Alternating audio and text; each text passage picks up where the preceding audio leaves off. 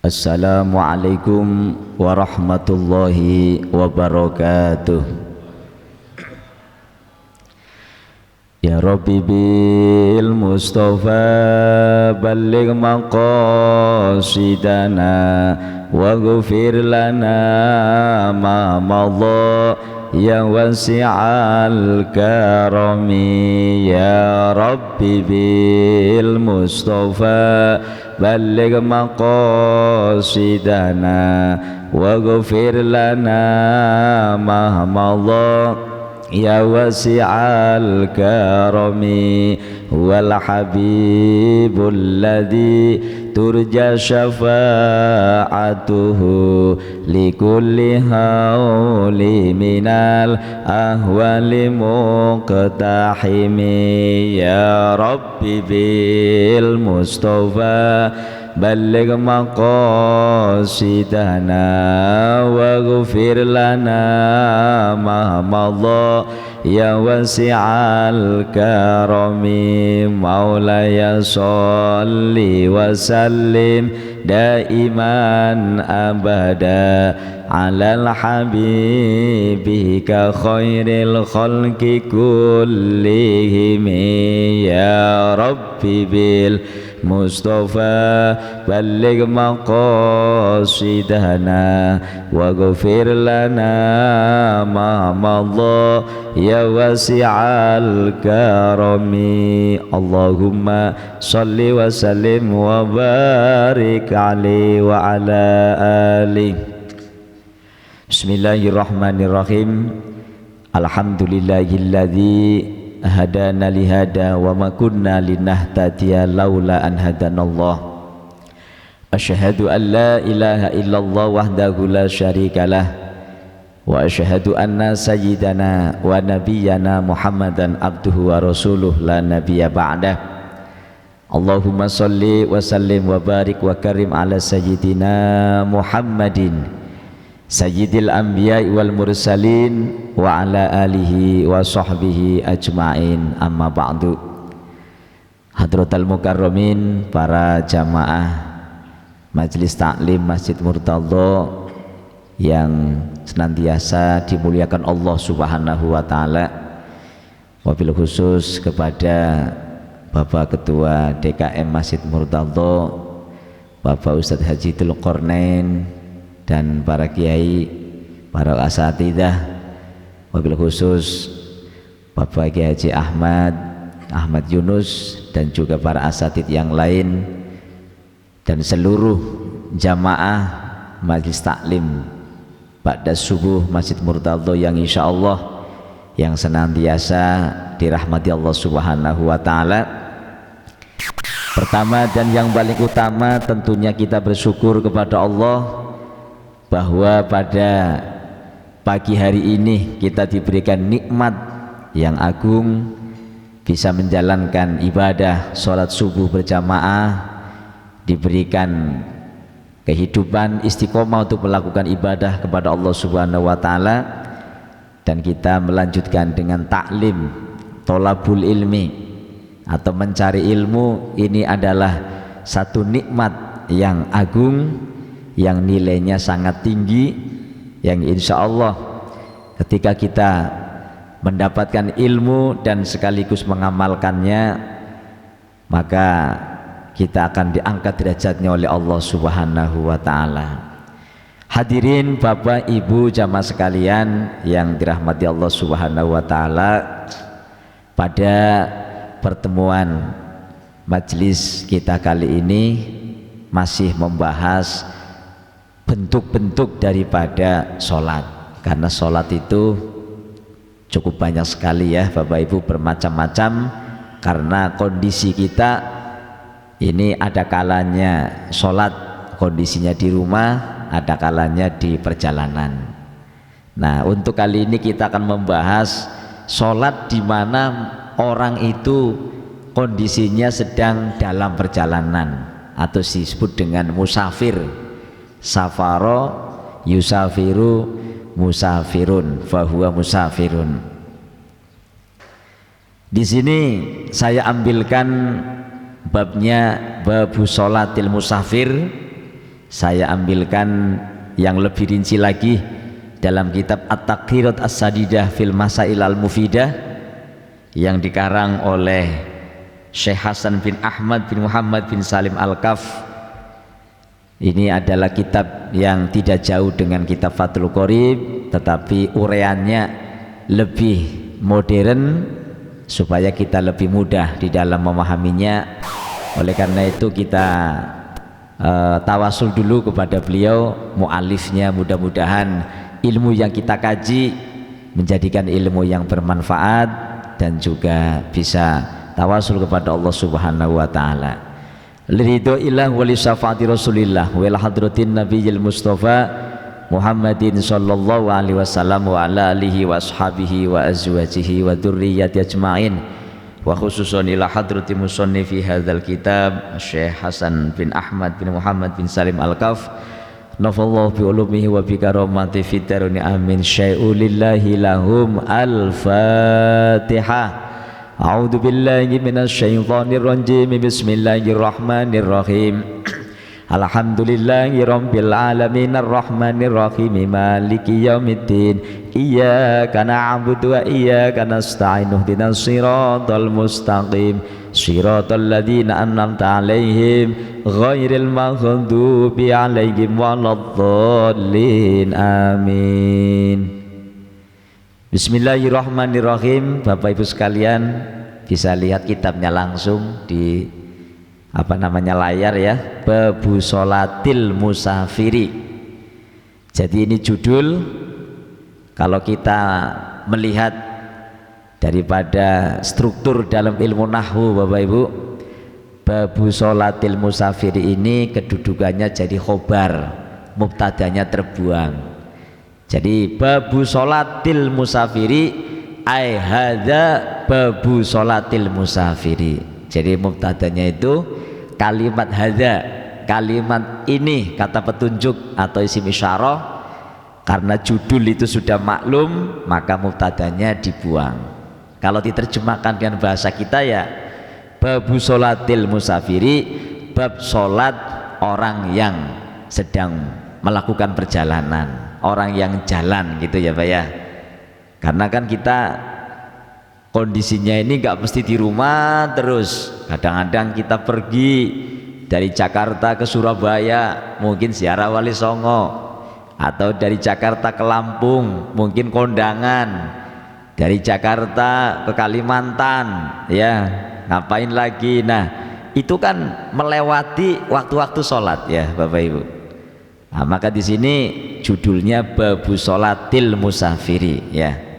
Sholatil Musafiri dibaca majrur karena kedudukannya menjadi mudhof ilaih. Ini kalau orang nahwu begitu ya Bapak Ibu, ngajinya memang nahwu shorof ya.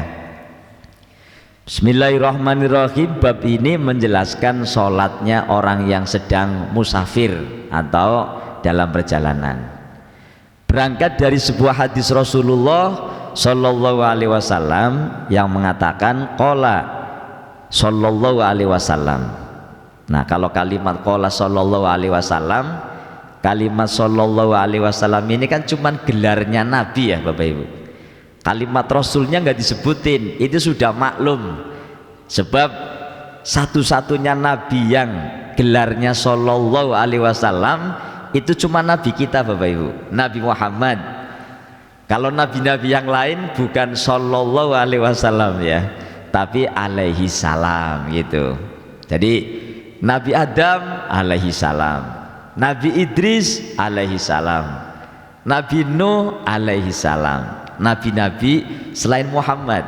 Lah Nabi kita ini Nabi yang paling agung, Nabi yang paling jadi pilihan Bapak Ibu. Makanya gelarnya itu beda ya, Sallallahu Alaihi Wasallam ya. Jadi dalam kalimat-kalimat itu kita juga sering ya dengar Bapak Ibu, kalau mamanya sahabat sahabat Umar radhiyallahu anhu, sahabat Abu Bakar radhiyallahu anhu.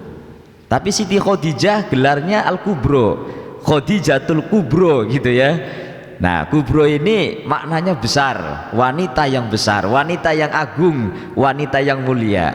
Karena Siti Khadijah adalah seorang perempuan, seorang wanita yang menikahi Rasulullah bukan semata-mata melihat gantengnya, fisiknya, gagahnya, tapi semata-mata kemuliaannya karena kerasulannya, Bapak Ibu.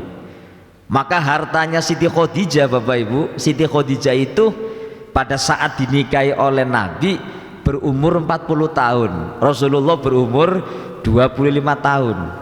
Tapi Rasulullah berumur lebih muda, Siti Khadijah umurnya lebih tua. Siti Khadijah diceritakan 40 tahun tapi masih cantik, hartanya berlimpah ruah, hartanya banyak, Bapak Ibu. Tapi harta sebanyak itu karena beliau seorang saudagar, harta begitu banyak ketika menikahi Rasulullah, semua hartanya itu digunakan untuk biaya perjuangannya Rasulullah Shallallahu Alaihi Wasallam. Makanya Siti Khadijah mendapat gelar Khadijatul Kubro, ya. Biasanya kalau di doa pengantin muncul, Bapak Ibu, Allahumma alif baina hadainil arusyain, ya Allah lengketkanlah atau rekatkanlah dua pengantin ini, ya, kama alafta baina sayyidina Adam wa Hawa, sebagaimana engkau melulutkan, melengketkan antara Nabi Adam dan Hawa. Wa alif bainahuma kama alafta baina Yusufa wa Zulaikha, ya Allah, ya, lengketkanlah dua pengantin ini bagaikan lengketnya Nabi Yusuf dan Zulaikha, istrinya Nabi Yusuf kan Zulaikha, ya Bu, ya, seorang istri raja gitu. Nah terus ke belakang, wa ali bainahuma kama alafta baina sayyidina Aliyin wa Fatimata Zahra, ya Allah lengketkanlah dua pengantin ini bagaikan lengketnya Sayyidina Ali dan Fatimah Zahra. Nah Fatimah itu gelarnya Zahra, Bapak Ibu. Zahra itu artinya bunga yang wangi. Kenapa? Karena Siti Fatimah ini selama hidupnya tidak pernah haid, Bapak Ibu, ya, selalu suci, Ibu. Kalau Ibu kan tiap bulan kedatangan tamu gitu, ya. Bagi yang masih aktif mengeluarkan atau aktif menjalani keluarnya darah haid. Nah terakhir, wa ali bainahuma kama alafta baina Sayyidina Muhammadin sallallahu alaihi wasallam wa Khadijatal Kubro. Nah di situ muncul, ya, Khadijah yang agung, Khadijah yang mulia. Nah jadi begitu, Bapak Ibu, itu gelar-gelar orang-orang mulia. Baik, kita kembali. Qala sallallahu alaihi wasallam, tidak ada kata-kata an-nabi, tidak ada kata-kata ar-rasul. Ini sudah maklum, artinya sudah bagi ulama itu sudah biasa, artinya bahwa kalau ada kalimat sallallahu alaihi wasallam ini menunjukkan yang ngomong itu Rasulullah. Qala, walaupun nggak menyebutkan qala Rasulullah, tapi kok langsung qala sallallahu alaihi wasallam, berarti qolanya itu fa'ilnya, ya, ini adalah Rasulullah karena gelarnya Rasul sallallahu alaihi wasallam. Beda umpamanya qala ta'ala. Lah kalau ta'ala beda lagi, Bapak Ibu, ya. Kalau ta'ala itu Allah, Allahu ta'ala, ya, Allahu subhanahu wa ta'ala. Nah baik Bapak Ibu, ini sedikit belajar tentang gramatika Arab gitu, ya, atau nahwu shorof. Qala sallallahu alaihi wasallam, Rasul berkata, Bapak Ibu, as-safaru qit'atun minal azab. Jadi beliau pernah mengatakan as-safaru qit'atun minal azab, bahwa yang namanya perjalanan itu kit'ah, kit'ah itu sepotong minal adabi, dari siksa, maksudnya hal yang tidak enak. Yang namanya jalan itu bagian perkara yang tidak enak, karena capek kan Bapak Ibu, ya. Bapak dari Jakarta melakukan perjalanan jauh ke Lampung, ke Kalimantan, ke Sulawesi, ke Madura, itu kan nggak enak, ya, artinya capek gitu. Jadi bagian daripada azab. Kalimat azab ini memang secara bahasa maknanya siksa. Siksa itu kan nggak enak, Bapak Ibu, ya. Yang dimaksud itu perjalanan itu bagian daripada sesuatu yang meresahkan, membuat capek, membuat nggak enak. Makanya kemudian ditafsiri kalimat adzab ai inna safaro la yakhlu min masyaqqatin, bahwa sesungguhnya perjalanan itu tidak sepi, tidak lepas daripada masyaqat. Masyaqat itu ya sesuatu yang nggak enak, atau masyaqat ini sesuatu yang sempit. Orang kalau dalam perjalanan mau melakukan sholat itu kan serba repot ya Bapak Ibu, harus cari masjid dulu, belum tentu kadang-kadang langsung ketemu gitu. Beda dengan orang tinggal di rumah. Kalau di rumah kan selalu standby gitu kan, waktu datang sholat kita udah serba siap. Mungkin kita siap-siap setengah jam, 1 jam sebelum sholat waktunya datang, kita sudah mandi, kita udah persiapan dan sebagainya. Baik, jadi berangkat dari hadisnya Rasulullah bahwa perjalanan itu adalah sebagian atau potongan daripada azab, sesuatu yang tidak enak. Artinya la yakhlu min masyaqqatin, bahwa perjalanan itu tidak lepas, tidak sepi dari masyaqqat. Khisiyatin, nyata. Jadi kata-kata khisiyah ini maknanya secara nyata. Memang secara nyata bahwa perjalanan itu ya itu meresahkan atau membuat kita itu tidak enak, tidak nyaman begitu untuk melakukan sholat, dalam arti begitu Bapak Ibu ya. Ya kalau perjalanannya sih umpamanya kita perjalanan dalam kondisi mungkin ziarah pasti seneng, apalagi wisata seneng gitu ya. Ini yang dimaksud bahwa ketika dihubungkan dengan sholat ibadah maka sarepotan, jadi ada sesuatu yang tidak nyaman. Katulit toriki ya, di sini inna safara la yakhlu min masyaqqatin khisyatin katulit toriki. Jadi seperti lama atau panjangnya perjalanan. Jadi karena jalan panjang maka menjadikan masyaqqat. Au maknawiyatin, atau perjalanan itu kalau secara makna, dalam arti kata secara hakikatnya, kenapa kita jalan itu dianggap masyaqqat atau tidak enak ya, karena di situ mengandung unsur mufaraqatil aqarib wal ahbab. Yang namanya perjalanan Bapak Ibu, biasanya kita meninggalkan atau berpisah dengan para kerabat ya. Kan nggak mesti kita ini, kalau kita hidup di rumah kan atau tinggal di rumah, ada saudara, ada kakak, ada adik, ada ponakan, kita selalu seneng gitu ya. Nah tapi kalau kita jalan kan otomatis kita meninggalkan semuanya, maka dianggap masyaqqat secara makna. Kalau masyaqqat secara hisi ya, dengan panjangnya perjalanan badan kita capek, kemudian mau melakukan ibadah juga nggak kayak di rumah enaknya gitu. Jadi secara nyata, secara fisik kita memang kurang nyaman, tetapi secara makna atau secara substansi hakikinya kita itu dalam segi jiwa kita juga kurang bahagia. Kenapa? Kerabat-kerabat kita tinggalkan di rumah, ahbab orang-orang yang kita cintai, mungkin anak istri kita ya, kita tinggal di rumah. Nah ini secara bahasa. Jadi kenapa di dalam perjalanan kok yang namanya sholat itu kemudian terjadi rukhsah atau terjadi dispensasi? Karena landasannya bahwa kata Kanjeng Nabi, kata Rasulullah, yang namanya jalan itu memang tidak lepas daripada masyaqqat ketika perjalanannya itu panjang. Kemudian keluarga pun kita tinggal di rumah seperti itu. Nah ini landasan daripada kenapa kemudian nanti muncul yang namanya sholat safaroh atau sholat qasar, sholat jamak dan sebagainya.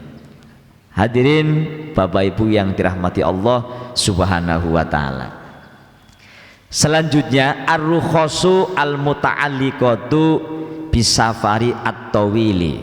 Ar-rukhas ini jamak taksir dari kalimat rukhsatun. Kalau rukhsatun maknanya keringanan atau dispensasi kalau bahasa kitanya. Kalau orang ibu-ibu bonus gitu ya, jadi rukhsah itu bonus. Nah karena yang dibonusi karena keringanan-keringanan dalam perjalanan itu banyak, maka kalimatnya rukhos, jadi jamannya jamak taksir. Ar-rukhosu, keringanan-keringanan ya, dispensasi-dispensasi, al-muta'alliqatu yang berhubungan bisa farid tawili dengan perjalanan yang panjang ya. Nah di sini perjalanan yang panjang ini ulama mayoritas sepakatnya berapa kilometer Bapak Ibu? Di sini dikatakan ya isnani wasamanuna kilometer faaksaro gitu ya. Jadi 82 kilometer Bapak Ibu. Ada pendapat yang mengatakan 83, ada yang mengatakan 81, tapi rata-rata 82. Jadi kalau kita jalan dari rumah menuju objek tujuan yang akan kita tuju ya, ada 82an kilometer Bapak Ibu, itu dalam ijtihadnya para ulama fikih itu sudah dianggap safarun tawilun, perjalanan panjang. Perjalanan panjang yang kemudian menyebabkan orang itu boleh melakukan apa namanya, atau boleh mengambil rukhsah Bapak Ibu. Jadi mengambil rukhsah ini nggak wajib, cuman anjuran gitu ya, lebih baik. Karena yang namanya perjalanan panjang ini cukup melelahkan Bapak Ibu. Jadi di sini maksudnya boleh ya. Sehingga kan ada pemahaman kalau kita jalan yang cukup melelahkan, yang panjang kurang lebih 82 km, kemudian kita nggak jamak sholat, nggak mengqashar sholat, ya nggak apa-apa Bu. Cuman bagusnya itu jamak dan qashar gitu. Karena ini anjuran Rasulullah. Islam itu bijaksana. Islam itu tidak memberatkan gitu.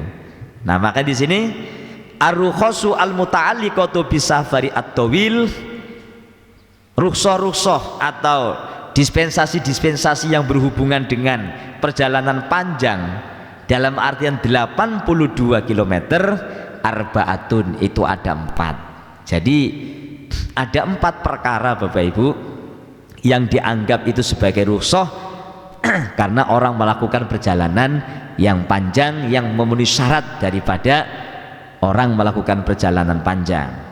Al-awwalu qasrus sholat. Yang pertama Ibu Bapak, kalau kita melakukan perjalanan panjang boleh mengqashar sholat. Nah mengqashar sholat nanti di belakang akan dijelaskan secara rinci.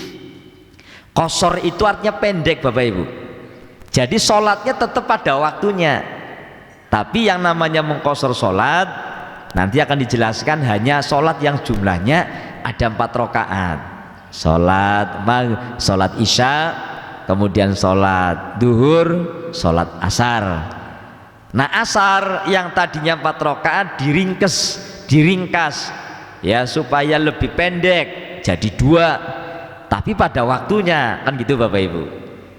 Kemudian sholat duhur ya sama 4 jadi 2, tapi pada waktunya ya. Ini kalau qashar saja Bapak Ibu. Tapi kalau sholat subuh sudah 2 rakaat, jangan diringkas jadi 1 rakaat gitu ya, kayak sholat witir gitu ya. Nah kenapa subuh itu nggak boleh diringkas? Ya biar nggak sama kayak witir kayak gitu. Karena witir kan 1, paling minim, paling pelit itu 1 ya. Sedengannya itu 3, 2 kemudian 1 Bapak Ibu ya. Jadi supaya nggak sama. Begitu juga maghrib. Maghrib itu juga nggak boleh dikosor karena ganjil ya. Baik, itu yang pertama Bapak Ibu. Asani al-jam'u baina sholataini. Yang kedua, rukhsah atau keringanan ketika orang melakukan perjalanan panjang 82 km ya, boleh menjamak. Kata-kata jamak itu mengumpulkan baina sholataini, di antara 2 sholat Bapak Ibu. Jadi yang dimaksud mengumpulkan berarti ada 2 sholat yang sama-sama wajib dikerjakan, dikumpulkan dalam 1 waktu, seperti zuhur dengan asar, maghrib dengan isya ya. Rokaatnya sama, tetap 4-4 kalau tidak dikosor gitu kan. Beda kalau kemudian jamak qashar, sudah dikumpulkan dalam satu waktu diringkes lagi begitu ya. Kalau cuma menjamak aja ya, umpama bapak dari Jakarta jalan ke Surabaya sudah masuk waktu zuhur setelah keluar dari kampungnya. Nah, supaya nanti di waktu asar kita sudah repot lagi, nggak usah repot-repot lagi melakukan sholat karena diperkirakan masih dalam perjalanan, maka kita ngambil jamak di awal waktu, mama duhur sama asar pasangannya.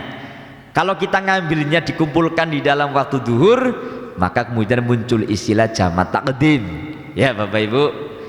Kalau kita akan mengerjakannya di waktu yang kedua, jamak takhir kan gitu. Lah kalau bapak cuma ngambil jamak doang pak, ya duhur tetap 4 rakaat, habis itu asar 4 rakaat, 8 rakaat dalam satu waktu. Tapi tetap ya tentunya duhur ya salam dulu kemudian baru asar. Ini kalau jamak saja. Nah kalau sama qashar ya beda lagi, lebih pendek lagi dalam satu waktu. Baik Bapak Ibu, itu yang kedua. Kemudian rukhsah apa lagi ketika orang melakukan perjalanan yang cukup panjang 82 km. Kalau sini Bogor sepertinya belum ada ya Bu, apalagi Depok ya. Mungkin sini Bandung mungkin ada ya Pak, 82 km ya Pak Haji ya. Atau sini mungkin mana ini sebelum Indramayu ya, itu sudah mencapai. Jadi ya kita lihat saja perjalanannya itu kira-kira sudah mencapai 82 km apa enggak gitu. Tapi kalau dari Tanjung Barat kemudian apa namanya ke Ciputat ya belum ada Bu ya, belum ada 82 km. Ya tetap kalau waktunya maghrib ya kita mampir di masjid gitu. Baik Bapak Ibu yang dirahmati Allah Subhanahu wa taala. Jadi syaratnya itu memenuhi ukuran panjangnya itu sampai 82 km. Yang ketiga Bapak Ibu, al-fitru fi ramadhana idza kharaja min baladihi qabla tulu'il fajri. Yang ketiga Ibu Bapak, bahwa ketika kita melakukan perjalanan panjang safar pas di bulan Ramadan Bapak Ibu, kita boleh di perjalanan berbuka puasa, terlepas apakah kita kuat atau tidak kuat ya, bukan karena sakit. Kan orang sakit yang nggak mampu puasa juga boleh buka puasa Ibu Bapak.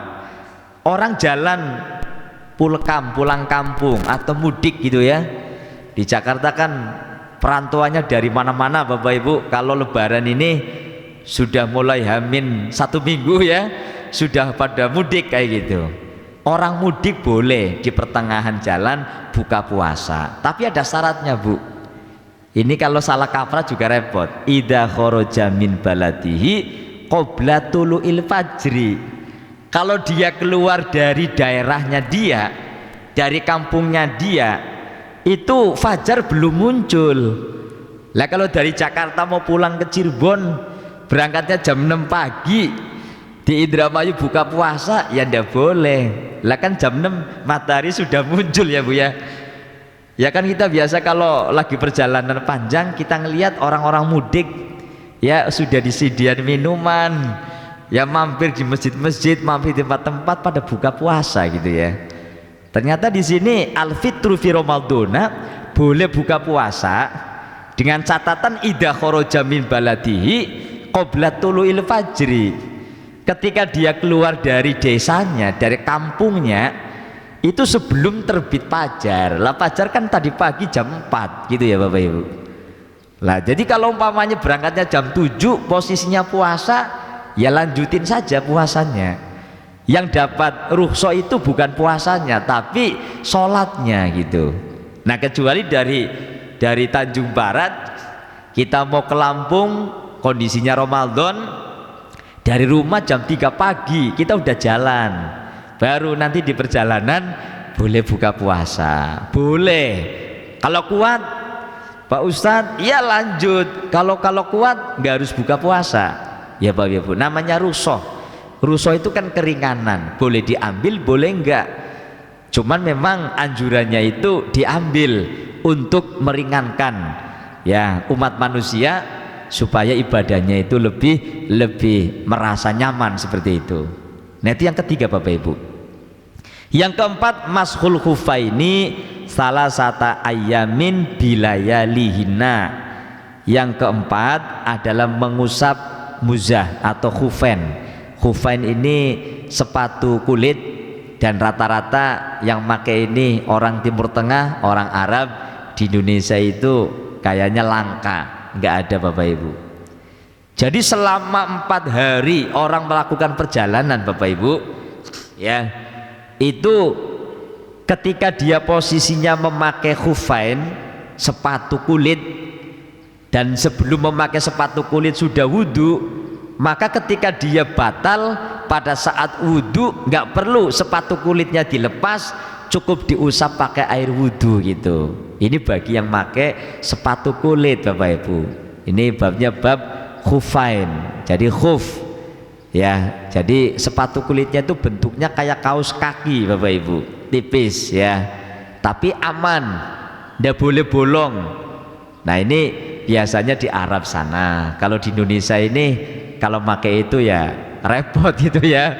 Jadi karena kan di sini lahannya bukan padang pasir. Kalau di sana mungkin orang jalan kaki ketika pakai sepatu kulit ya, kakinya atau kondisinya nggak kotor, debu itu kan gampang diusap. Lah kalau di Indonesia apalagi hujan becek ya repot semua. Makanya di Indonesia ya langka, jarang orang itu pakai khufain Bapak Ibu.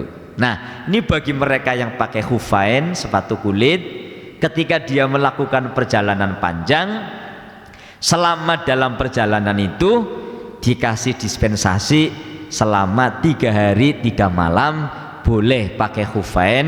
Artinya ketika dia wudhu, ketika dia sholat, silahkan tetap dipakai. Yang penting pada saat wudhu diusap pakai air sepatu kulitnya itu ya, dan kondisinya tidak najis.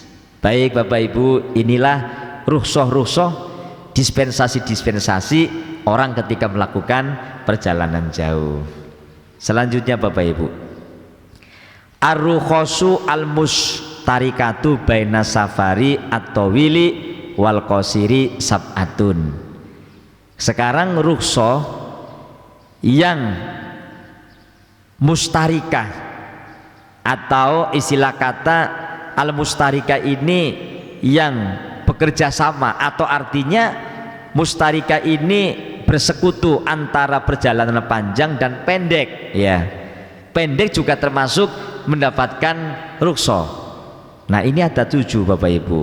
Aklul maitati lil mutorri, memakan bangke bagi orang yang darurat. Nah maksudnya begini, kalau orang melakukan perjalanan panjang atau pendek, di sini tidak melihat jangka panjangnya itu sampai 82 km Pak. Yang penting dia keluar dari rumah. Ada orang keluar dari rumah ya, terus mungkin dia melewati hutan Bapak Ibu, nggak ada orang, tapi dia nggak bawa makanan. Di situ terjadi kelaparan, mau makan nggak ada apa-apa. Mungkin perjalanannya panjang atau cukup lama, sudah bawa bekal kehabisan bekal Bapak Ibu.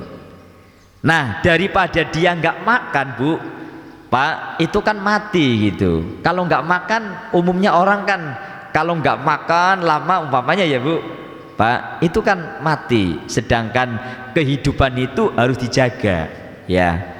Dalam kaidah fikihnya itu ya, yang namanya kehidupan itu harus dijaga. Makanya orang sakit ya harus ikhtiar berobat supaya panjang umur, ibadahnya bisa terus gitu ya.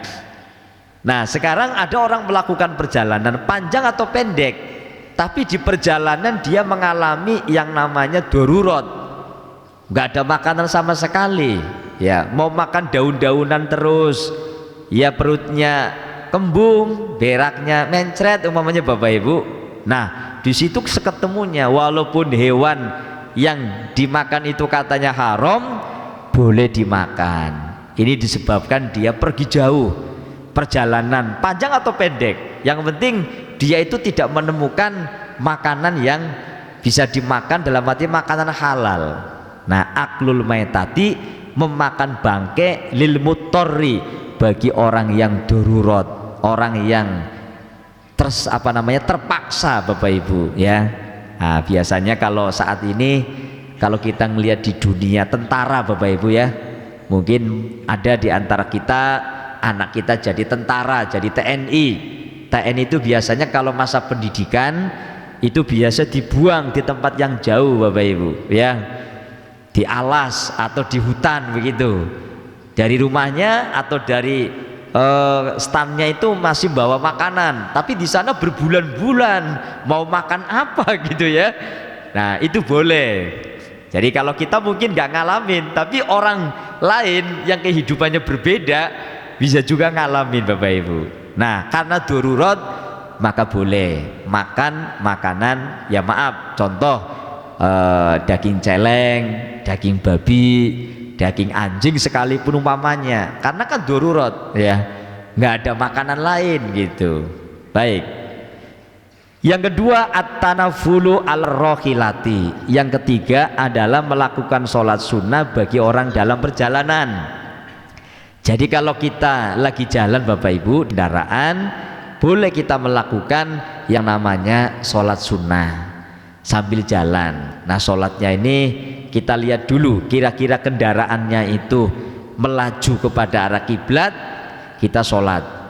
Persoalan nanti ketika di pertengahan sholat kemudian ini kendaraan berbelok kepada arah yang bukan kiblat, tidak masalah. Yang penting pada saat takbiratul ihram ini sudah menghadap kiblat, sholat sunnah gitu ya. Jadi anjurannya ini sholat sunnah itu. Kemudian yang ketiga, isqatus sholati bitayamumi, Bapak Ibu. Yang namanya sholat, Bapak Ibu, itu kan selagi ada air, kita ini wajibnya ya pakai air, berwudu, Bapak Ibu. Tapi ketika kita melakukan perjalanan panjang, andaikan kita mau sholat ternyata nggak menemukan air, Bapak Ibu, maka boleh saja kita itu bertayamum. Jadi isqatis sholati bitayamum, menggugurkan kewajiban sholat dengan tayamum. Jadi orang bertayamum itu nggak karena mungkin nggak ada hujan, nggak ada air sama sekali. Tapi orang dalam perjalanan pun ketika dia merasa mungkin di situ sudah nggak ada air, dalam arti kata susah gitu ya, boleh saja kita bertayamum ya untuk menggugurkan kewajiban sholat. Jadi itu yang ketiga. Yang keempat adalah tarkul jum'ati, meninggalkan sholat Jumat, Bapak Ibu, bagi kaum laki-laki ya. Jadi Bapak ketika melakukan perjalanan panjang, dalam kitab lain juga dikatakan ketika perjalanannya itu, ini yang meninggalkan sholat Jumat itu juga sama, perjalanannya itu tidak melewati tulu'ul fajri. Kalau paginya itu berangkat perjalanannya memang sebelum subuh, maka boleh meninggalkan sholat Jumat. Tetapi kalau masih menjumpai atau ketika jalan itu ternyata matahari sudah terbit, ya sholat Jumat ini tetap wajib dilakukan. Kecuali daruratnya begini, dalam perjalanan panjang kita sudah nyari masjid dan sebagainya nggak ada, nah kita jalan sendirian, ya kita gantikan dengan sholat duhur. Nah ini bagi kaum laki-laki, pertama melihat perjalanannya dulu. Perjalanan panjang yang boleh menjama dan mengqosor, bagi kaum laki-laki boleh meninggalkan sholat Jumat, tapi dengan catatan tetap diganti dengan zuhur. Bukan berarti nggak diganti duhur, Bapak Ibu ya. Kemudian nomor 5, al-khamisu adamul qodoi lidoroti zaujatin ukhidat bil qur'ati muddatas safari. Tidak adanya mengkodok bagi seorang suami yang memang memiliki istri lebih dari satu, Bapak Ibu ya. Ini seorang suami punya istri lebih dari satu, itu dalam agama Bapak Ibu, dalam agama ya. Ketika dia mau pergi Bu, itu istri yang mana yang mau diajak, ini harus diundi ya. Makanya kan kenapa orang laki kalau pengen memiliki istri lebih dari satu itu cukup berat ya, cukup berat Pak, karena aturannya banyak. Mau pergi saja supaya istrinya itu sama-sama nyaman Bu Pak, itu harus diundi. Ini kira-kira yang mau diajak istri yang mana gitu, nggak asal pergi-pergi aja Pak Haji gitu ya. Jadi diundi dulu. Kalau jatuhnya oh ternyata ini yang paling tua ya, yang paling tua yang diajak gitu ya. Nah di sini kalau memang perjalanannya panjang cukup melelahkan, maka tidak wajib diqodho untuk istri yang belum diajak kayak gitu. Mungkin kalau dari Tanjung Priok ke Pasar Minggu bolehlah gantian, hari ini ya istri pertama, besok mungkin istri kedua kayak gitu. Lah kalau sudah panjang ini tidak harus diganti, wah besok berarti yang panjang lagi si A, si B kayak gitu. Nah ini gugur kewajiban untuk qur'ah atau mengundi ya gitu Bapak Ibu. Kan orang punya istri lebih dari satu ini tidak mudah Bapak Ibu ya, tidak mudah. Hadirin yang dirahmati Allah Subhanahu wa taala, itu yang kelima. Kemudian yang keenam, as-safaru bil wadi'ah liudrin ya, perjalanan karena membawa yang namanya titipan karena ada udzur. Kemudian yang ketujuh, as-safaru bil ariyah, perjalanan karena ariyah atau melakukan hutang.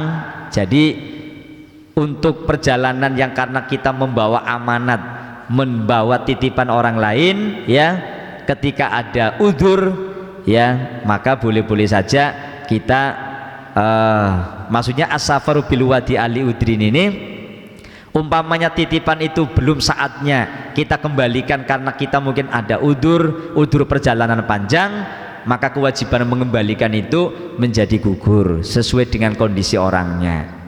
Begitu juga dengan ariyah.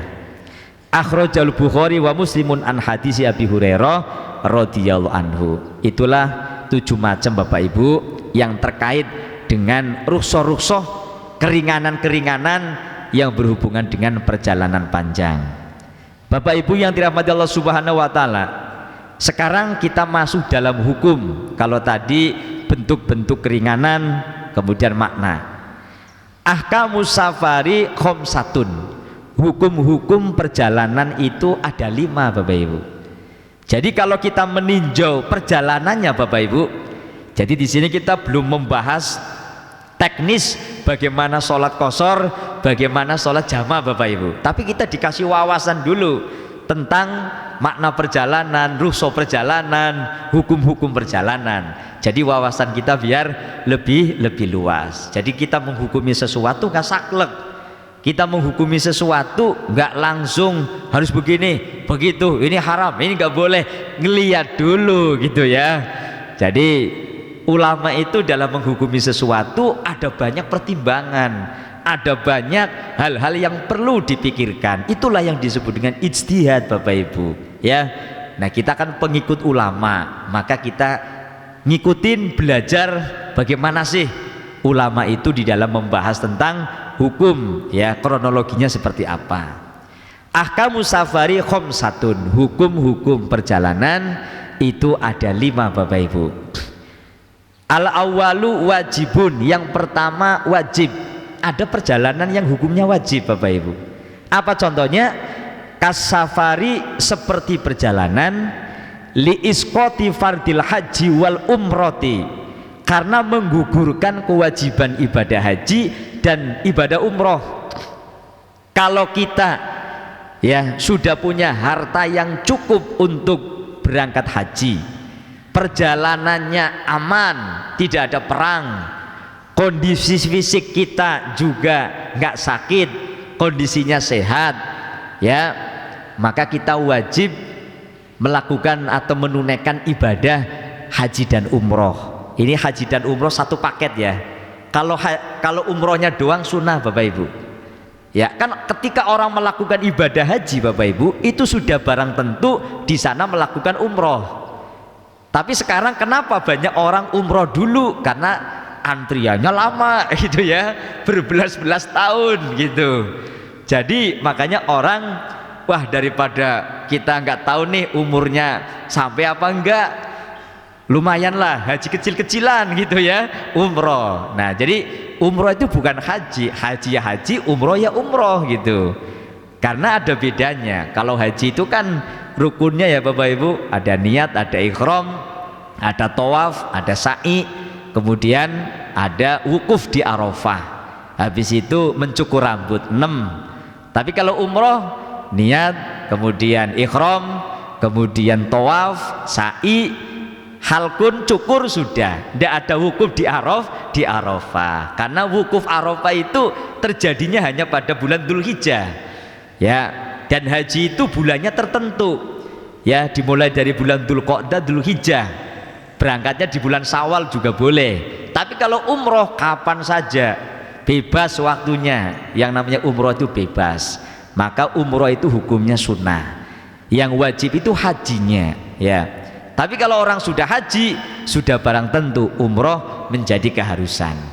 Baik, jadi perjalanan melaksanakan haji dan umroh Bapak Ibu adalah perjalanan wajib, hukumnya wajib. Berarti Bapak Ibu yang sedang melakukan haji dan umroh, perjalanan Jakarta menuju ya Mekah kurang lebih 9 jam, ini lagi ibadah Bapak Ibu. Jalannya saja sudah dikasih pahala wajib kayak gitu ya. Nah itu namanya perjalanan wajib. Kenapa disebut perjalanan wajib? Karena ibadah yang dituju juga wajib kayak gitu Bapak Ibu.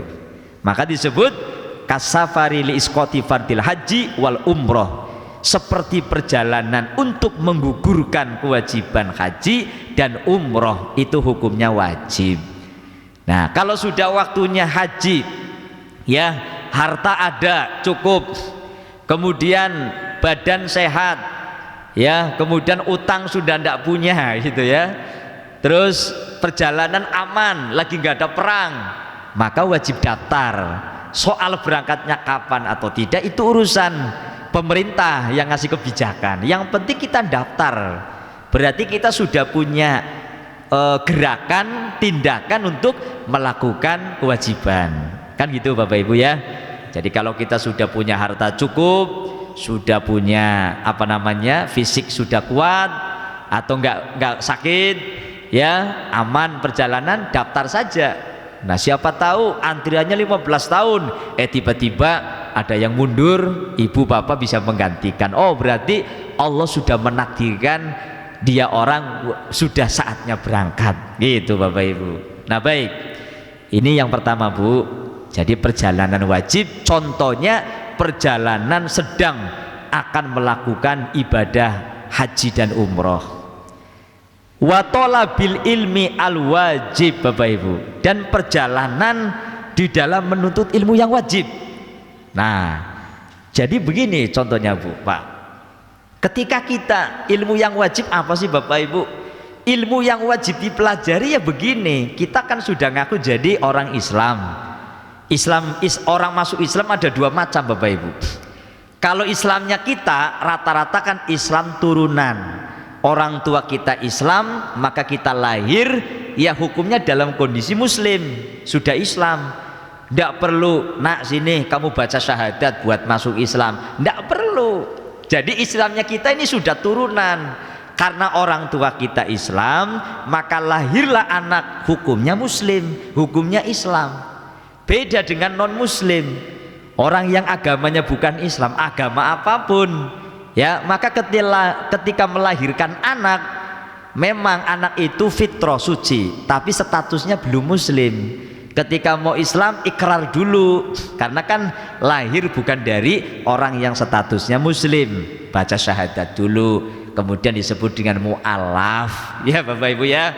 Mu'alaf itu kan artinya orang yang masih lemah hatinya Bu, lemah imannya, disebut mu'alaf ya. Mengapa lemah imannya? kan baru masuk Islam. Kalau kita kan dari dulu, walaupun kita belum belajar hukum banyak, tapi sudah ngerti ini boleh, ini nggak boleh, ini wajib, ini nggak wajib, karena orang tua kita sudah muslim. Lah kalau yang orang tuanya bukan muslim, itu masih lemah, dia perlu belajar dulu, perlu pembiasaan, perlu dibimbing. Makanya kalau mu'alaf dia itu kondisinya miskin, dia dapat bagian zakat. Apa tujuannya memberikan zakat kepada mereka? Untuk menguatkan keimanannya. Oh, ternyata orang Islam baik ya, Islam itu sosialnya tinggi. Ternyata kita ini begitu masuk Islam temennya banyak, dukung kita semua, tambah kuat imannya Bapak Ibu. Makanya mu'alaf itu dapat bagian zakat gitu ya Bapak Ibu. Baik, kita lanjut tadi, wali tholabil ilmi al wajib. Perjalanan untuk mencari ilmu yang wajib itu adalah jalannya saja wajib Bapak Ibu, hukumnya. Contoh umpama kita betul-betul nggak ngerti ilmunya sholat, kita betul-betul umpama begini, kita mau haji ya, tapi belum pernah mengkaji, belum pernah mempelajari ilmu haji ya. Makanya kan kalau kita ibadah haji ada yang namanya apa itu ini yang manasik ya, manasik haji. Manasik haji itu belajar haji Bapak Ibu. Walaupun kita statusnya muslim ya, tetapi nggak ngerti gimana sih ibadah haji itu, caranya niat, caranya pakai kain ihram, caranya tawaf, kemudian caranya sa'i dan sebagainya, maka wajib. Nah, perjalanan untuk mencari ilmu yang wajib, hukumnya wajib. Nah, umpama kita nggak ngerti sama sekali tentang hukumnya sholat yang wajib, ya jalannya kita sudah wajib Bapak Ibu ya. Sehingga maaf kalau ada orang mencari ilmu Bu ya yang wajib, dalam perjalanan Allah mencabut nyawanya, orang itu meninggal dunia, hukumnya itu ya menjadi mati syahid Bapak Ibu, karena dia sedang berjuang, sedang melakukan perjalanan wajib ya. Jadi orang yang meninggal dunia di tengah-tengah sedang mencari ilmu, di tengah-tengah sedang melakukan ibadah yang wajib, maka hukumnya syahid. Orang syahid dijamin surganya, Masya Allah gitu ya Bu ya. Nah Bapak Ibu yang dirahmati Allah Subhanahu Wa Taala, jadi tadi perjalanan dalam rangka mencari ilmu yang wajib. Sebab ilmu ada dua Bapak Ibu, ada ilmu wajib, ada ilmu sunnah. Ilmu yang wajib apa dalam Islam? Ya tadi ilmunya sholat, ilmunya puasa, ilmunya haji ya, bagi yang sudah mampu haji, ilmunya zakat ya, termasuk ilmu tauhid, ilmu keyakinan ya. Ilmu yang pertama kali ini, kalau Imam Ibnu Ruslan mengatakan yang pertama kali harus kita ketahui adalah Allah, berarti ilmu tauhid itu juga wajib. Ada ilmu yang sunnah Bapak Ibu, apa contohnya? Bahkan maaf, sebelum sunnah, wajib pun ada dua Bapak Ibu. Wajib, ada wajib ain, ada wajib kifayah, fardu kifayah. Apa contohnya belajar ilmu yang fardu kifayah? Nahwu shorob Bapak Ibu. Orang belajar nahwu shorob itu bukan fardu ain. Lah kalau belajar ilmu nahwu shorob fardu ain, Bapak Ibu yang nggak ngerti nahwu shorob dosa semua Bu ya. Untungnya fardu kifayah, cukup Pak Haji Kiai Haji Ahmad Mae di Tanjung Barat, beliau sudah ngerti nahwu shorob, yang lainnya bebas.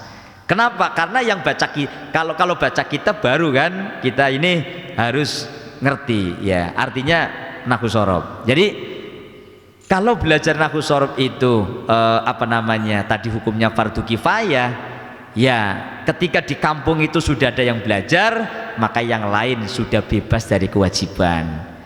Nah itu fardu kifayah, dan masih banyak lagi, termasuk ilmu tajwid Bapak Ibu.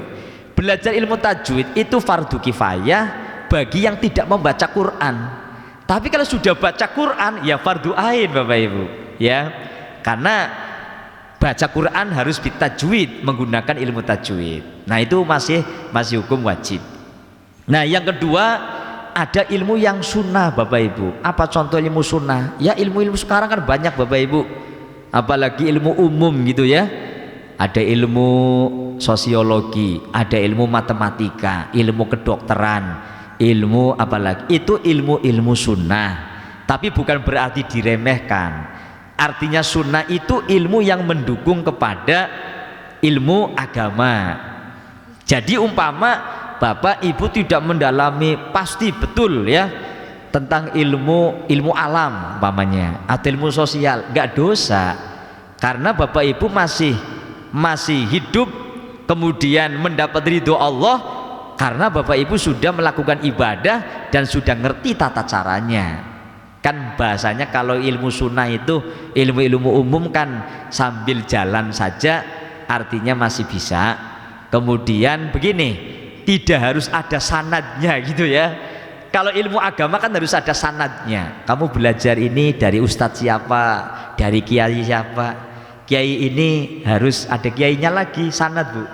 Jadi kita ini dalam tradisi Ahlus Sunnah wal Jamaah itu memahami ilmu nggak boleh cuman pakai Google gitu bapak ibu ya, cuman pakai baca-baca tanpa guru ya. Jadi al ilmu bila syaikhin fa syaikhuhu syaitonun ya. Orang mempelajari ilmu tanpa guru, gurunya setan gitu. Kenapa disebutnya gurunya setan? Karena nanti dalam menafsiri ilmu itu nanti semaunya sendiri gitu. Makanya harus ada sanadnya. Ya, nggak cuma harus kembali Quran hadis, gurunya mana? Bingung ditafsiri sendiri. Ya. Nah, kita memahami tafsir hadis itu kan ada ilmunya Bapak Ibu. Ulumul Quran, ulumul hadis, usul fikih dan sebagainya, nahwu sorob, balaghah mantek dan sebagainya. Maka harus ada sanadnya. Itu kenapa ilmu agama itu tadi hukumnya wajib dicari, karena kita harus bersanad. Cari guru, ini gurunya siapa ya? Nanti akan nyambung. Ini kiai ini nyambung siapa? Kiai ini. Habib ini ke Habib ini. Terus sampai kepada Rasulullah, tabiin, tabiin, sahabat Rasulullah. Rasulullah gurunya langsung malaikat Jibril gitu Bapak Ibu. Kenapa harus pakai sanad? Besok di akhirat akan ditanya bu, kamu sholat modelnya kayak begitu, gurunya siapa? Google gitu ya. Ya Google diseret gitu ya. Panggil itu Google-nya gitu bu ya. Ya zaman sekarang kan ada Google ya kan. Orang malas ngaji, yang penting buka HP gitu kan. Ya, buka YouTube dan sebagainya. Nah, boleh pakai YouTube, boleh pakai Google. Itu sekedar pendukung Bapak Ibu. Ya, tapi kembali kepada guru yang asli ya harus, artinya harus ada bertatap muka langsung, kita dapat dari siapa dan sebagainya. Itulah yang disebut dengan sanad atau isnad Bapak Ibu. Nah, jadi kalau kita menggunakan sanad, maka ilmu kita ini akan terjaga, tanggung jawabnya itu jelas. Baik, tadi perjalanan yang wajib adalah mencari ilmu yang wajib Bapak Ibu. Jadi kita datang ke majelis taklim, kalau kita merasa bodoh, kita nggak ngerti ilmunya sholat, kita nggak ngerti ilmunya puasa, zakat dan sebagainya, perjalanan kita perjalanan yang wajib, dapat pahala wajib juga Bapak Ibu. Dan kalau kita merasa bodoh kemudian nggak mau nyari ilmu, ya berarti dia meninggalkan kewajiban Bapak Ibu. Yang bodoh wajibnya nyari, yang punya ilmu juga wajib menyampaikan. Jadi biar seimbang, karena surga ini biar bareng-bareng, jangan sendirian gitu Bapak Ibu ya. Hadirin Bapak Ibu yang dirahmati Allah Subhanahu wa taala, itu yang pertama Bapak Ibu. Perjalanan hukumnya wajib, contohnya tadi perjalanan haji umroh, perjalanan mencari ilmu yang wajib. Asani yang kedua Bapak Ibu, sunnatun, ada perjalanan yang hukumnya sunnah. Ya. Kasafari li ziyaratin nabiyyi sallallahu alaihi wasallam wasilatir rohimi. Ya. Perjalanan sunnah itu contohnya ziarah, berkunjung kepada makomnya Kanjeng Nabi. Nah, kalau kita belum mampu ziarah ke makom Kanjeng Nabi, maka ziarahlah ke pewarisnya para nabi Bapak Ibu ya. Siapa pewarisnya para nabi? Ya para ulama. Kalau ada ulama meninggal, ya kita sunnah untuk menziarahi, ziarah kubur Bapak Ibu. Dalam kitab Hujjah Ahlus Sunnah wal Jamaah, ketika kita ziarah kubur di makom, di makbaro itu, malaikat itu sudah menunggu, akan mendengarkan doa kita. Doa kita umpamanya, yang penting kita ketika ziarah kubur jangan minta segala sesuatunya sama yang ada di kuburan ya Bapak Ibu. Bapak, anakmu datang nih Pak, minta duit ya. Bapaknya sudah meninggal, ziarah ke makom bapak, minta celana, minta baju sama bapaknya, itu yang salah Bapak Ibu ya. Jadi ziarah hukumnya jadi musyrik, jadi haram, itu karena tauhidnya salah Bapak Ibu. Ya. Nah ziarah, makanya kalau pemimpin ziarah ngelurusin sama jamaahnya, takutnya masih ada jamaah yang masih awam nggak ngerti, datang ke makam Wali Songo yang diminta ya Sunan Derajat apa Sunan Muria, Mbak Sunan Muria, aku sudah datang ke sini, tolong aku kasih baju, kasih pakaian, kasih duit semiliar. Itu musyrik ya kan. Ya doanya ya Mbak Sunan Muria ya setelah tahlil, zikir dan sebagainya ya mohon sampaikan doaku kepada Allah, begitu. Jadi mintanya itu disampaikan kepada Allah agar Allah mengijabahi doa kita, karena yang ada di kuburan itu bahasanya nggak bisa apa-apa. Orang setelah mati nggak bisa apa-apa, tetapi kapasitas seseorang ketika hidup di dunia memiliki kemuliaan, apalagi makom nabi, makom rasul, makom wali, maka di situ ada keberkahan dari Allah yang menyertai kepada orang yang ada di kuburan, Bapak Ibu. Ya, yang ada di kuburan hanya menyampaikan kepada Allah. Tapi karena orang yang didatangnya adalah orang mulia, Allah kabul doanya. Baik, ziarah ya kan kadang, ya bukan kadang lagi, ada orang yang menganggap musyrik ziarah. Kata siapa? Orang Kanjeng Nabi Muhammad saja ziarah ke para sahabat yang meninggal dunia pada saat perang, ke pamannya juga beliau ziarah. Jadi ngunjungin. Kalau datang ke orang yang sudah meninggal namanya ziarah. Kalau orang yang masih hidup namanya silaturrohim, gitu ya Bapak Ibu. Itu kalimat yang beda dan juga maknanya beda, tapi punya kesamaan, kemiripan, sama-sama datang. Datang yang sudah meninggal ziarah, datang yang masih hidup silaturrohim, begitu. Sama-sama ngunjungi, sama-sama datengin. Baik, ketika kita mendatangi makamnya Nabi, nah di samping kalau kita belum mampu ke makam Nabi, bisa makam para wali ya, Wali Songo. Wali Songo kan wali-wali 9. Bukan hanya itu saja Bapak Ibu, banyak para habaib, ya kan. Di Jakarta ada Habib Husain Luar Batang, ada Habib yang makom di Mbah Priuk dan sebagainya. Itu para aulia illah Bapak Ibu, para wali-walinya Allah, kekasih-kekasihnya Allah. Mereka dzurriyyatur rasul, mereka jalur keluarga Kanjeng Nabi, dan mereka juga berdakwah, beliau-beliau berdakwah menyebarkan Islam di muka bumi ini. Nah itu kalau di Jakarta. Kalau di Jawa, Jawa Tengah, Jawa Timur sampai Madura itu Wali Songo. Wali Songo juga dzurriyyah Nabi Bapak Ibu ya. Jadi beliau-beliau ini datang dari Hadramaut, dzurriyyah Rasul yang menyebarkan faham Islam Ahlus Sunnah wal Jamaah. Maka Indonesia menjadi mayoritas Islam. Itu sebab-sebabnya, karena yang mendakwakan ya keluarga Nabi ya. Kemudian masuk ke tanah Jawa, berdakwah dengan bermacam-macam, bermodel-model, agar orang di Indonesia khususnya di ya tanah Jawa itu masuk Islam. Karena dulu Indonesia kan sebelum kemasukan Islam itu Hindu-Buddha agamanya Bapak Ibu ya. Nah baik, hadirin yang dirahmati Allah Subhanahu wa taala, perjalanan ziarah itu hukumnya sunnah. Kemudian silaturahim. Jadi Bapak Ibu ketika main ke saudara, main ke teman, pengen silaturahim, itu sunnah. Silaturahimnya hukumnya sunnah, maka perjalanannya juga hukumnya sunnah. Yang ketiga, asalisu mubahun. Ada perjalanan yang hukumnya mubah Bapak Ibu.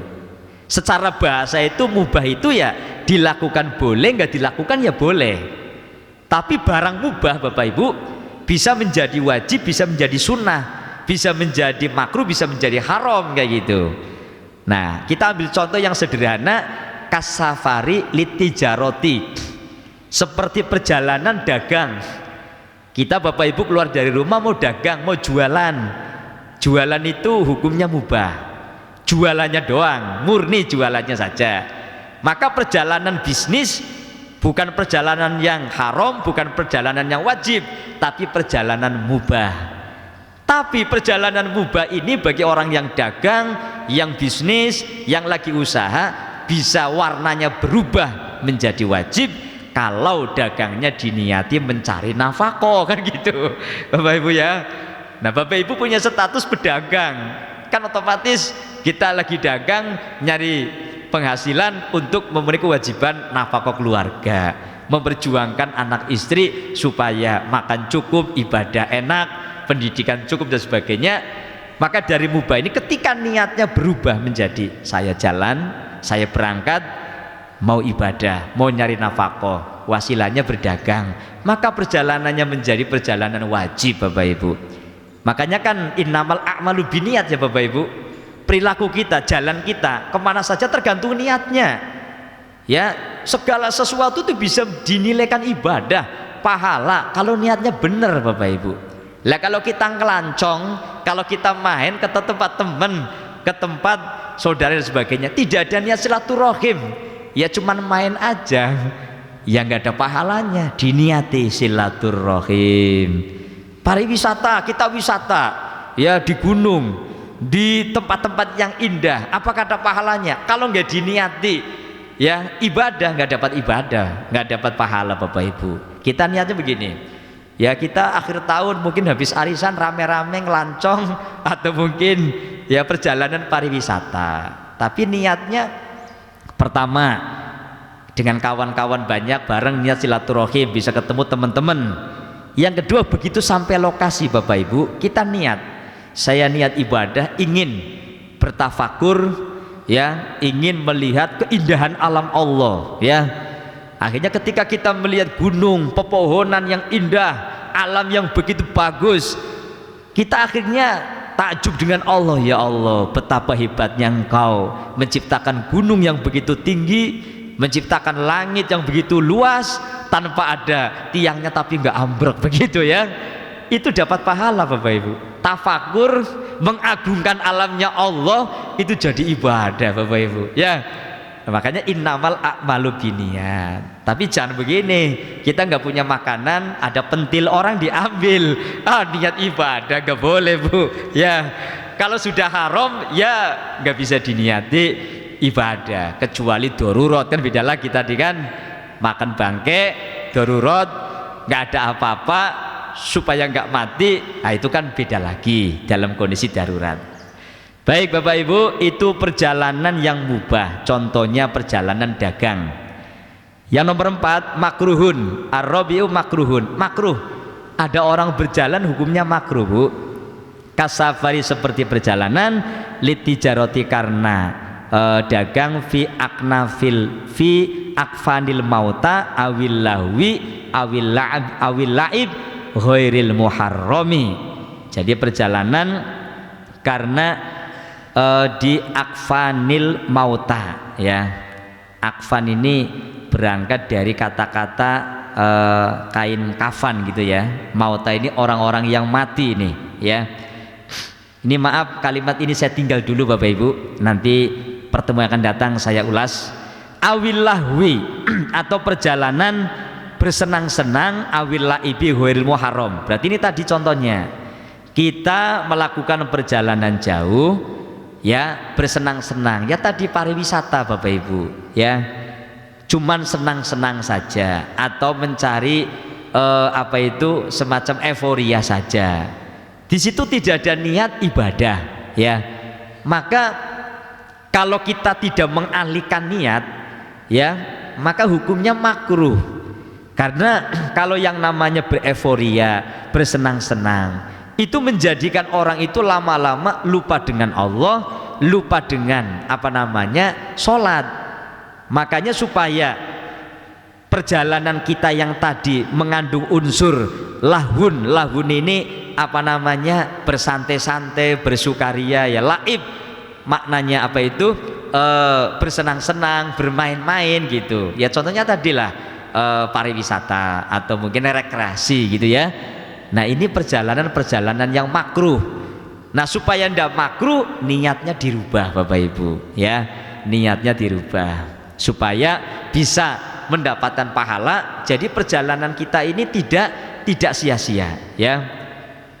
Kemudian yang kelima, hukumnya haram. Kasafarati zaujati min ghairi idni zaujiha. Yang paling bawah Bu, nomor 5 Pak. Ada perjalanan yang hukumnya haram Bapak Ibu. Haram itu jalannya saja sudah berdosa seperti perjalanan seorang istri tanpa izin suaminya, Bu, ya. Kasafarati zaujati min ghairi izni zaujiha. Ibu kalau kemana-mana harus izin sama suami. Jangan keluar rumah, mau belanja, mau pasar, umpama dibolehin kerja, ya tetap izin sama suami. Kalau suami nggak ngizinin, ibu jalan untuk belanja, untuk ngapain dan sebagainya, Bu, itu dosa, Ibu. Surganya ibu itu ada pada suami, Bu.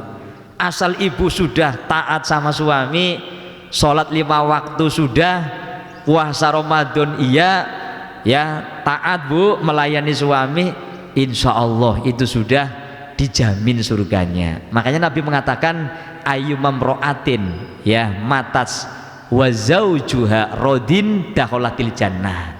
Perempuan manapun, seorang istri manapun ketika meninggal dunia, di mana istrinya, di mana suaminya ridho, suaminya itu lapang dada, maka seorang istri ini dijamin surga, dakholatil jannah. Kalimatnya pakai dakholat, dakholat itu fi'il madhi. Fi'il madhi itu menunjukkan kepastian, begitu. Ya, ayyubam ro'atin matas wa zaujuha rodin dakholatil jannah. Perempuan manapun yang meninggal dunia di mana suaminya ridho, ya, maka masuk surga. Artinya ridho begini, suami itu membayangkan, ya Allah, dia merasa kehilangan tetap. Istriku yang setia, aku pulang sudah menunggu di rumah dengan setia, sholat rajin, ya kan, mau kemana-mana dia nggak berani kecuali mendapat izin suami.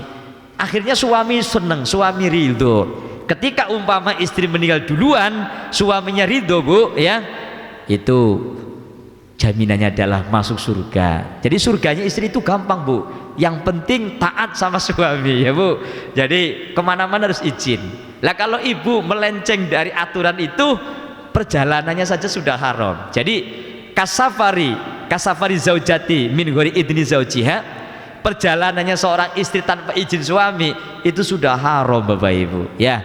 Kalau kemana-mana izin sama suami supaya kita ini tidak melakukan hal yang haram, dan suami itu menjadi ridho. Kan suami kalau pulang ke rumah istri nggak ada aja, istri nggak ada di rumah, terus nggak ngasih informasi kepada suami, ya suami itu kadang-kadang bingung, ini istriku kemana, ya, hatinya itu nggak tenang, ya gitu ya Pak ya. Umumnya suami kan begitu. Tapi kalau ada istri di rumah, pulang rasanya tenang, rasanya bahagia dan sebagainya, kecuali perginya izin. Oh ya, silakan mau pergi ke pasar atau kemana gitu. Jadi kembali lagi, Bu, perjalanan haram contohnya seorang istri sekalipun ziarah, Bu, istri melakukan atau istri ngikut ziarah wali songo mamanya, itu harus didampingin sama mahram, jangan sendirian, karena ziarah itu sunnah bukan wajib, ya. Jadi kalau mama ada seorang ibu-ibu masih punya suami mau ngikut ziarah, ya kalau suaminya ada udzur nggak bisa ngikut, ya harus cari pendamping, mungkin anak yang gede atau mungkin kakak adiknya, mahramnya ngikut, ya. Karena perempuan itu kan kalau kemana-mana tanpa didampingi oleh mahram keluarga itu bisa menjadikan fitnah, makanya harus didampingi. Tapi kalau suami sudah mendapat izin, sudah mantep, artinya ya udah silakan kamu kemana, kan udah jelas perjalanannya, udah jelas tempat yang dituju istri juga sudah jelas, suami mendapat izin, ridho, enak, itu nggak apa-apa seperti itu. Baik Ibu, itu yang kelima. Selanjutnya Bapak Ibu, ini adalah dasar daripada sholat qashar berupa ayat khusus surat qala ta'ala, ya. Sudah jam 6 Ustadz Ali, cukup. Baik, insya Allah untuk keterangan selanjutnya sama tadi saya utang kalimat aknafil mauta, insya Allah akan saya ungkap di pertemuan yang akan datang Bapak Ibu. Kalau maknanya masih samar, takut salah penjelasannya, nah insya Allah untuk berikutnya ini masih Bapak Ibu masih terkait dengan qashar sholat, jamak sholat, tapi ini dikasih wawasan yang luas dulu supaya kita tidak saklek, tidak kaku di dalam menghukumi sesuatu. Maka dikasih latar belakang hal-hal yang terkait dengan yang namanya hukum qasar salat dan menjamak salat. Wallahu a'lam bishawab. Saya serahkan kepada MC Ustadz Ali, barangkali masih ada pertanyaan. Baik Bapak Ibu, sudah banyak keterangan yang diterangkan oleh guru kita, berapa banyak ilmu yang diterangkan guru kita. Mudah-mudahan apa yang diberikan oleh guru kita dapat membantu kita semuanya. Amin. Kemudian sebelum menginjak kepada, saya akan mengingatkan kembali bahwa insyaallah Masjid Al-Murtadha tanggal 30 Oktober 2022 akan mengadakan peringatan Maulid Nabi Muhammad SAW yang akan dilaksanakan ba'da subuh, itu hari Minggu. Ba'da subuh hari Minggu. Saya mohon kepada Bubu agar hadir sebelum subuh, karena penceramahnya yaitu Profesor Kiai Haji Sukron Ma'mun akan hadir sebelum subuh dan sholat subuh sama di sini. Begitu saja. Kemudian bagi Bapak Ibu yang ingin bertanya, silakan, mungkin ada yang belum paham.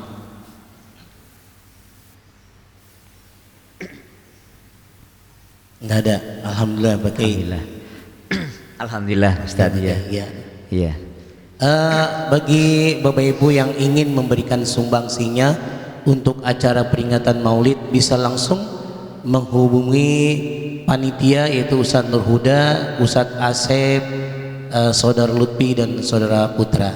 Mungkin yang bisa saya sampaikan, langsung aja pakai untuk mimpin doa. Baik Ustaz, terima kasih Bapak Ibu.